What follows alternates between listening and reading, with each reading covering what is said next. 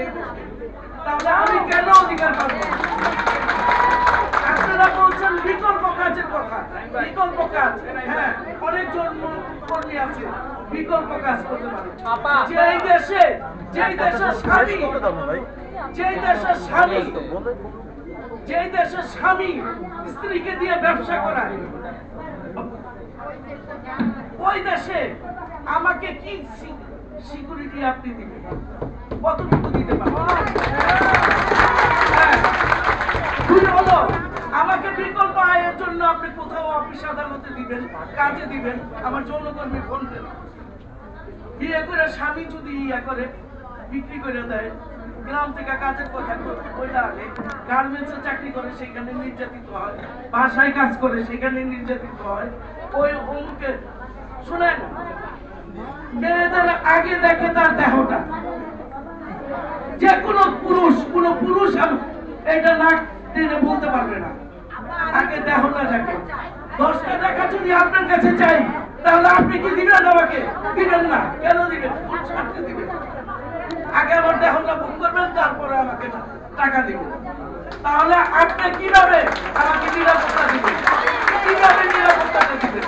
তো আপনাদের কাছে আমাদের অনুরোধ, আমরা অনুরোধ করছি, রিকোয়েস্ট করছি, ভাই সন্তান হিসাবে আমরা আমাদের মেয়েদের যেই ধরনের অত্যাচার নির্যাতন হচ্ছে, তাদের জন্য আপনাদের এক কলম লিখে দিলে অন্তত কিছুটা হয়তো আমরা নির্যাতন কম হবে।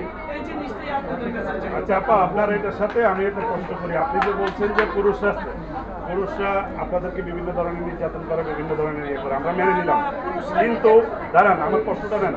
কিন্তু আপনাদের বিভিন্ন পাড়ায়, বিভিন্ন জায়গার মধ্যে মাসি নামের একটা গ্রুপ আছে, যারা বিভিন্ন জায়গা থেকে মেয়েদেরকে রিক্রুট করে বিভিন্ন নির্দিষ্ট অঙ্কের টাকার বিনিময়ে ওই মেয়েদেরকে কিনে এবং তাদেরকে দেহ ব্যবসা করতে বাধ্য করা, এবং সেটা কি বছরে হয়তো উনি 50,000 টাকা দিচ্ছে কোন এক দালালের কাছ থেকে, কিন্তু এমনও দেখা গেছে যে ওই মেয়েকে 10-20 বছর পর্যন্ত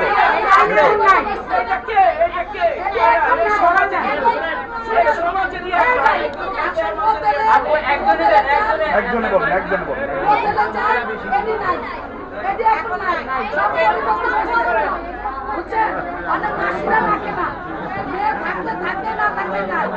এখন ওই যে আগিলা দিনের যে ব্রিটিশ আমলের কথা চলে না, আমরা পরিবর্তন। একটা কথা, এই লোক এত বড় সাহসটা থেকে পাইল যে এতগুলো যৌনকর্মীকে পরপর নির্যাতন করতেছে।